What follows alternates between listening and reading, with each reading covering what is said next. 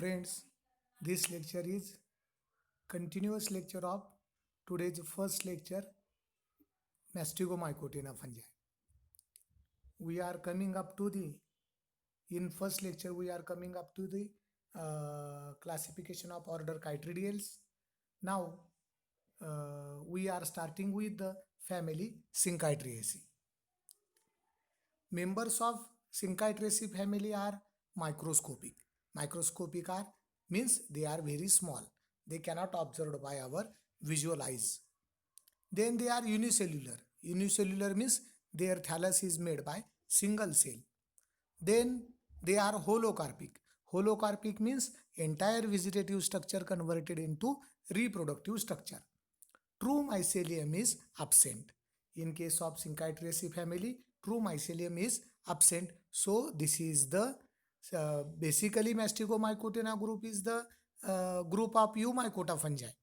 But this Mastigomycotina do not having the true mycelium. This Synchytraceae family do not having the true mycelium. Means it shows the similarity with the algal group.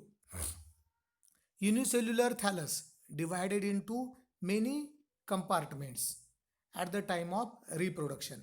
This unicellular thallus present in the host cell because it is a endobiotic. It is a epiphytic fungus, endobiotic fungus. This unicellular fungus or unicellular thallus divided into many compartments. म्हणजे काय कंपार्टमेंटमध्ये होतं तर त्याचं protoplast, त्याचं सायटोप्लाझमिक material divided into different compartments at the time of reproduction. Okay, and that entire thallus converted into sporangia. Okay, that sporangia or gametangia. Majoritarily sporangia are develops because major reproduction in Synchytraceae family is causes by the asexual reproduction causes by the zoospores. Okay, and gametangia are the male and female gametes. They are smaller than the zoospores, but they do not having the flagella. Okay, म्हणजे काय झालं इथं एंडोफायटिक fungus आहे. तो एंडोफायटिक fungus काय त्याचं protoplast छोट्या छोट्या भागामध्ये विभागलं जातं आणि त्यानंतर ईच compartment behave as a small zoospore or gametangia means gametangium singular, gametangia plural. Sporangia are inoperculate. Inoperculate means their operculum means lead of the sporangium is absent. So they are inoperculum. त्याला मग माउथला covering नाही मिळालं तर ते झूस्पोर्स किंवा गॅमेटॅन्जिया बाहेर कशी येतील तर डायरेक्ट काय करतील होस्ट सेल ब्रेक करतील आणि बाहेर येतील. काहीतरी त्याला मार्ग काढावा लागेल ना बाहेर येण्यासाठी. Sporange next characteristic sporangia and gametangia developed in a common membrane called as the sorus. ज्याच्यामध्ये स्पोरेंजिया आणि गॅमेटॅन्जिया तयार होतात. स्पोरेंजिया आणि gametangia developed in a common membrane called as the sorus. त्याचं जे काय मेम्ब्रेन आहे आउटर सराउंडिंग वॉल त्याला आपण काय म्हणतो sorus. Asexual reproduction is caused by uniflagellate zoospores. Asexual reproduction हे पहिल्यापासून आपण बघतोय. कुठपासून ज्यावेळेस कायट्रिडिओमायसिटीचा क्लास सुरू झाला, कायट्रिडियल्स ऑर्डर सुरू झाली, कायट्रिडियल्स ऑर्डरमधली सिंकायट्रेसी फॅमिली सुरू झाली, तिथपर्यंत हे सगळ्या गोष्टी बघतोय. म्हणजे ह्या गोष्टी सगळ्या तुम्हाला एका लेक्चरमध्ये पाठ व्हायला पाहिजे आणि कायमस्वरूपी लक्षात राहायला पाहिजेत. Asexual reproduction by uniflagellate gametes. Asexual reproduction कशाने होतं तर युनिफ्लॅजिलेट झूस्पोर्स आणि गॅमेट्स किंवा गॅमेटॅन्जिया. कसे ओळखायचे तर स्ट्रक्चर समान. Zoospores are larger than the gametes. Zoospores are flagellated and gametes are non flagellated. Morphologically male and female gametes are similar. when they are fuses at that time we can according to their physiological nature, according to their genetical nature, we can identify as a which is the one, which is the female. For that purpose molecular study is requires. मॉर्फॉलॉजिकली आपण mail gamete कुठला female gamete कुठला हा सिंकायट्रेसी मधला ओळखू शकत नाही. मग आता दोन गॅमेट्स एकमेकाला फ्यूज झाले, साहजिकच both are attracted towards each other means purpose is sexual reproduction. मग दोन फ्यूज झाले म्हणजे one may be male another may be female, both are morphologically similar but physiologically different, genetically different. Genetically one is male, another one is the female. Now the important genera of this class is Syncytium, then Endodesmidium and Micromyces. Now the very important genus belong to family Syncytiaceae, that is the Syncytium endobioticum. Now its classification: kingdom fungi as per Ainsworth classification. Kingdom fungi, division Eumycota, subdivision Mastigomycotina, order Chytridiomycetes, class Chytridiomycetes, order Chytridiales, and family Syncytiaceae. Then habitat means occurrence of the Syncytium endobioticum. Causes serious disease of potato. पोटॅटोचा तो काय करतो, serious disease cause करतो. That disease name is black wart of potato or wart disease of potato. Wart म्हणजे काय, चामखीळ. आपल्या माणसामध्ये पण चामखीळ येत असते, बरोबर आहे. एक brown colour to black colour असतो त्याचा, ब्राऊन टू ब्लॅक कलर, आणि असा उंच फुगवटा त्वचेवर आलेला असतो आणि तो फ्लेशी असतो एकदम, त्याला म्हणायचं वॉर्ट. आणि ह्या डिसीजचं नाव पण काय आहे, वॉर्ट डिसीज ऑफ पोटॅटो किंवा black wart of potato. Occurrence is universal. आता युनिव्हर्सल कसं कन्सिडर करायचं, occurrence means this disease occurs universally wherever potato crop can be grown. जिथं जिथं बटाट्याची शेती केली जात असेल तिथं तिथं हा डिसीज असणार. It is a obligate parasite. Obligate means compulsory. Without its host plant it cannot completes it's life cycle. It cannot survive in the environment for long period. That is the obligate parasite. Syncytium is obligate parasite in epidermal cells of many angiosperms. Epidermal cell म्हणजे outer cell ला. Outer epidermal cells are always outermost protective covering cells. Epidermal cells of many angiosperms like potato, tomato, cucurbits, etc. मग आता cooker beats म्हणजे काकडी वर्गीय सगळे आले, काकडी, तोंडली, दोडका, पडवळ, हे सगळे काकडी वर्गीय. They are called as cucurbits. In early infection rapid cell division of the host cell. Suppose this Syncytium it causes the wart disease of potato. When it entered in the potato tuber, that time rapid cell division of the potato is takes place. In severity of the infection, cells enlarged and gall formation. Severity of infection मध्ये काय होतं तर cells त्या enlarge होतात, हायपरट्रॉफाईड condition होते, माल formation condition होते आणि तिथं असे मोठे गॉल तयार होतात. ओके, गॉल म्हणजे काय, छोटे छोटे tubers, outgrowths. Galls shows characteristic warty outgrowths. आणि जे गॉल्स असतात त्यांची कॅरेक्टरिस्टिक कसे दिसतात तर त्यांची आहे ना वॉर्ट लाईक आउटग्रोथ दिसते, चामखिळीसारखं. These galls are dark brown in colour, warty in appearance, cauliflower like outgrowths. ते दिसायला बाहेरनं कसे दिसतात, आपल्या फ्लावर सारखे दिसतात, भाजीचा फ्लावर असतो ना तसे. Cauliflower like outgrowths are formed in diseased tuber. त्या बटाट्याच्या ट्यूबरमध्ये असे आउटग्रोथ्स आपल्याला बघायला मिळतात. Yield and quality of potato is affected adversely. आता मला सांगा, असे जर बटाटे बाजारात चांगल्या बटाट्यामध्ये जर असेल तर तुम्ही ते बटाटे घेत असताना, निवडून घेत असताना असे इन्फेक्टेड बटाटे घ्याल का, घेणार नाहीत. बरं, जे शेतकरी व्यापाराला विकतात ते व्यापारी असे बटाटे स्वतः घेईल का शेतकऱ्याकडून. म्हणजे त्याचाच अर्थ तसे इन्फेक्टेड पोटॅटो शेतकरीच बाजारात आणणार नाही, त्या व्यापाराला विकणार नाही, त्या एजंटला विकणार नाही, आणि तो एजंट असेल, छोटा भाजी विक्रेता असेल, तो आपल्याला विकणार नाही. म्हणजे काय, ते बटाटे ते शेतामध्येच सॉर्ट आउट झाले. Means they are adversely affected due to infection. Their economic value is lost. माझे ते काय झाले तर ते इकॉनॉमीमध्ये येतच नाहीत, म्हणजे ते शेतकऱ्याला त्याचं नुकसान सोसावं लागणार आहे. So this disease is economically important disease. आता तुम्ही म्हणाल प्लांट पॅथॉलॉजीमध्ये काय टर्म आहे बाबा, एखादं डिसीज असेल तो इकॉनॉमिकली इम्पॉर्टंट कसा असू शकतोय, तो तर पोटॅटोला अफेक्ट करतोय. पोटॅटोला निगेटिव्हली अफेक्ट करतोय, तो पोटॅटोच्या बाबतीत वाईट स्थिती आहे किंवा ते प्रतिकूल परिस्थिती आहे, तर तरी तुम्ही इकॉनॉमिक इम्पॉर्टंट कसं म्हणताय? तर पॅथॉलॉजीमध्ये ती टर्मच तशी आहे. When any fungus affected to the economically important plant, that fungus is economically also important and that disease is also important. आणि ते होस्ट प्लॅन तर इकॉनॉमिकली आधी इम्पॉर्टंट होतच. आता हे पॅथॉलॉजिकल टर्म आहेत, ते असे लक्षात ठेवले पाहिजेत आपण. Start of infection. इन्फेक्शन कसं सुरू होतं हे बघूया. Synchytrium is a unicellular endobiotic. Okay. होलोकार्पिकमध्ये पण समजले, सकाळ धरून 2-3दा मी तुम्हाला सांगितलेलं आहे. In the epidermal cells of the host. Okay. नाव this is the diagram of infected potato tuber by Syncytium endobioticum. You see, this is the potato tubers and these are the outgrowths. These outgrowths shown by the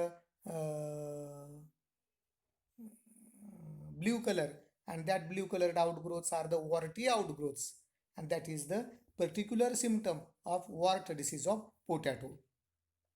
In the spring season मध्ये काय होतं बघा, large number of uniflagellate zoospores are released from the infected parts. जे infected tuber आहे त्याच्यापासून आहे ना large number of uniflagellate zoospores are released. म्हणजे काय? This is the part of asexual reproduction. In asexual reproduction infected potato tubers produces large number of uniflagellated zoospores. आता पुढं काय होतं त्या झूस्पोर्स? After 2 hours of releasing of zoospores, they infect to new tuber of the potato via epidermal pores or stolon. बटाट्याचं जे stolon आहे किंवा जे पोटॅटोचं जे एपिडर्मल सेल्स आहेत किंवा एपिडर्मल सेल्समधले वरचे जे पोर्स आहेत, छिद्र आहेत, त्या पोर्समधनं काय करतात तर विदिन आफ्टर 2 hours 2 तासानंतर that झूस्पोर्स may ready to reinfect the new potato tubers. आता पुढं काय होतं बघा. when zoospores entered in the host tissue. Okay. when zoospores, आता इथं झूस्पोर काय केले, न्यू होस्ट प्लांट मध्ये इन्फेक्ट झालेला आहे. आता इन्फेक्टेड पोटॅटो ट्यूबर्स आपल्याला बघायचा नाही. इन्फेक्टेड पोटॅटो ट्यूबर्स मधनं झूस्पोर्स बाहेर निघालेत आणि त्या 2 तासानंतर त्या झूस्पोरनी नवीन पोटॅटो ट्यूबरला इन्फेक्शन केलेलं आहे. ती डायग्राम डोळ्यापुढे आणा. त्यानंतर त्या पुढचं बघा. आता when zoospore entered in the host tissue it lefts its flagellum. तो काय करतो? It withdraw its flagellum. स्वतःचा फ्लॅजेला काय करतो? विड्रॉ करतो, म्हणजे तो काढून टाकतो. And they are uninucleate and amoeboid in shape. आणि तो होस्ट सेलमध्ये कसा दिसतो तर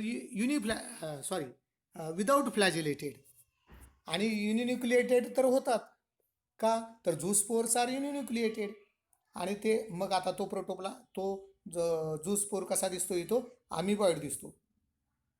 मग आता तो अमिबॉइड शेप प्रोटोप्लास्ट काय करतो बघा. आता they absorb food material from the surrounding protoplast and increase in size. तो प्रोटोप्लास्ट काय करेल? It can absorb the food material from the nearby protoplast and increase in size. Next point, simultaneously its nucleus also increases in size. Okay. तर nucleus काय होतं तर त्याची size increase होते. As well as entire structure gets surrounded by golden brown thick walled structure. आता ते काय झालं? जे काय प्रोटोप्लास्ट होतं त्याची साईज इन्क्रीज झाली, न्यूक्लियस साईज इन्क्रीज झाली आणि त्याला काय करायचं? त्याने काय केलं? It is covered by the golden brown thick wall. नाव this structure is called as the prosorus. ह्या स्ट्रक्चरला आपण काय म्हणायचं? प्रोसोरस. आलं लक्षात? देन आता प्रोसोरसमध्ये काय होतं पहा. प्रोसोरस जर्मिनेशन अँड झूस्पोरेंजियम. आता first point, Prosaurus also called as zoosporangium by Lange and Olson 1981. हे मायकोलॉजिस्ट काय म्हणतात? These Prosaurus also called as the zoosporangium. आता What are the procedures takes place in the prosorus? Prosorus germination. आता प्रोसोरस कुठं आहे? Epidermal सेलमध्ये आहे. कशाच्या? पोटॅटो ट्युबरच्या. त्याचं काय झालं आता? Germination. Protoplast ruptures the wall. Protoplast काय करतं? ते वॉल रप्चर करतं. कशाची वॉल रप्चर करतं? तर ते ज्या सेलमध्ये प्रोसोरस आहे त्या सेलची वॉल रप्चर करतं. Then migrate into the host cell. Then that prosorus protoplasm migrated in the other cells of the potato tuber. Okay, remains surrounded by thin hyaline membrane.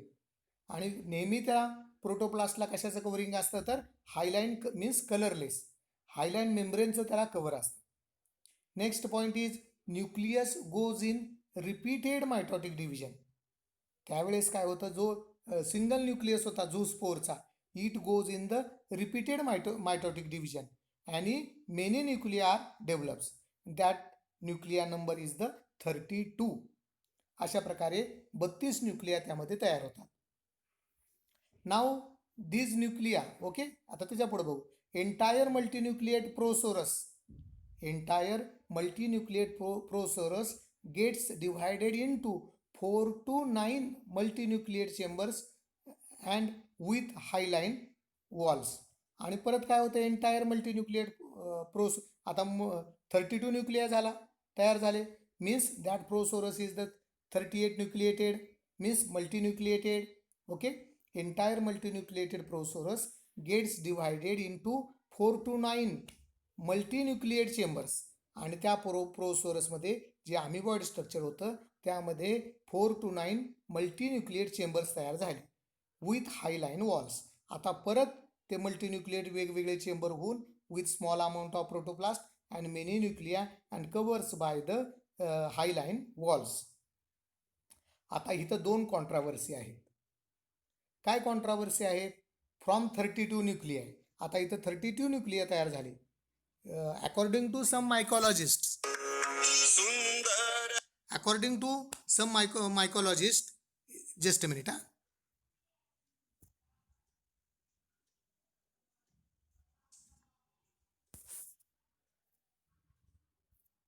Sorry for disturbance. According to some mycologists, these 32 nucleated structures behave as a zoospores. Means these prosorus behave as a zoosporangium, and that 32 nuclei come outside from the potato tuber as a zoospores.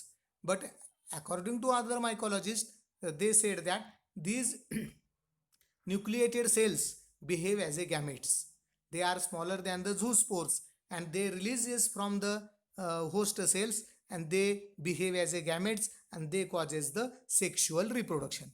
But sexual reproduction is somewhat rare in case of Syncytium.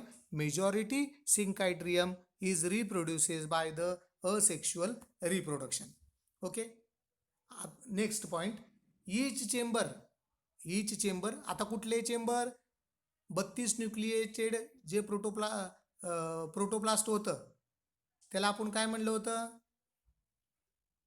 जे प्रोसोरस म्हणलं होतं, बरोबर आहे. ते प्रोसोरस काय झालं? 4 to 9 मल्टीन्यूक्लिएट चेंबर्समध्ये तयार झाले. आता त्यातला एक चेंबर आता बघतोय आपण. ईच चेंबर न्यूक्लिया, ते मल्टीन्यूक्लिएटेड स्ट्रक्चर आहे. Each chamber nuclei again goes in repeated mitosis, regular cell division and form 200 to 30 nuclei. Okay, मग आता ते काय तयार झाले? तर ते प्रत्येक चेंबरपासून जे मल्टीन्यूक्लिएटेड प्रोसोरस होते किंवा चेंबर होते ते प्रत्येक चेंबरने काय केले? ते मल्टीन्यूक्लिएट तर आहेतच, प्रत्येक each nucleus goes in the repeated cell division. In this way 200 to 300 nuclei are formed. Next point, each multinucleate chamber represents a sporangia, and that multinucleated structure having 200 to 300 nuclei, that structure behave as a sporangium, means zoosporangium, and okay, and that produce the zoospores. Next point, the group of sporangia is called as the sorus. And when many sporangia are present in the single tuber and their group is called as the sorus. In this way, this is the life cycle of Syncytium endobioticum. Thank you.